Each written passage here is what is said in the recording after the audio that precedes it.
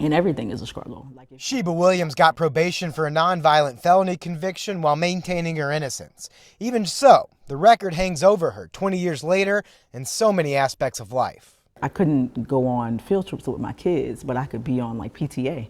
I could assist in things, I could do different things at the school, but they would run a background check for field trips. And a lot of times it is, you know, what's in black and white. Nobody asks about the circumstances. Nobody thinks about like the root causes of what happens and things like that. Williams' nonprofit is partnering with Justice Forward Virginia to let people know about a new state law taking effect in 2025. It'll allow for some criminal records to be sealed from public view for many Virginians.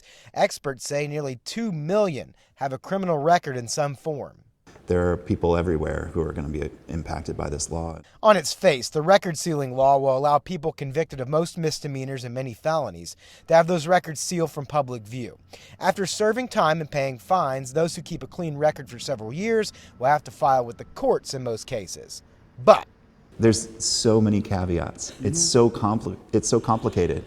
And that's why, one of the big reasons why we feel like we need to start the conversation, because you start the conversation and then at every step of the way, there are going to be 100 questions. We get a ton of questions. We get a ton of emails about eligibility and when things will be a go and how people will be notified.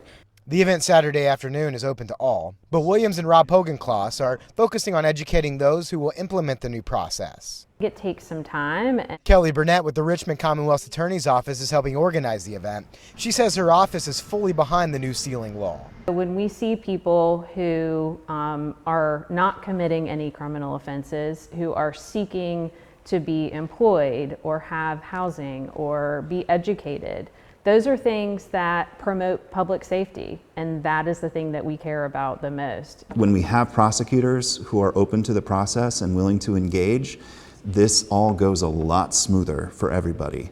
Hogenkloss and Williams say the state needs to do more outreach on this issue. Personally, they know what it can mean when someone's past is in public view. Some of my most memorable clients were victims of domestic abuse who were wrongfully charged in the first place, ended up taking plea deals to avoid jail time because they had children, and those convictions, or those criminal records stayed with them. And those are exactly the people that we need to be helping. I know some great people who just happen to have justice involvement, who do amazing work, and they're denied. Sometimes things like opening a bank account, there are so many things that are tied up in having to answer the question around this record. This event will be Saturday at 1 o'clock here at the Downtown Library in Richmond. We'll have the registration link on WTVR.com. The organizers do say they plan to host more events in the coming years. Reporting in Richmond, Jake Burns, CBS 6 News.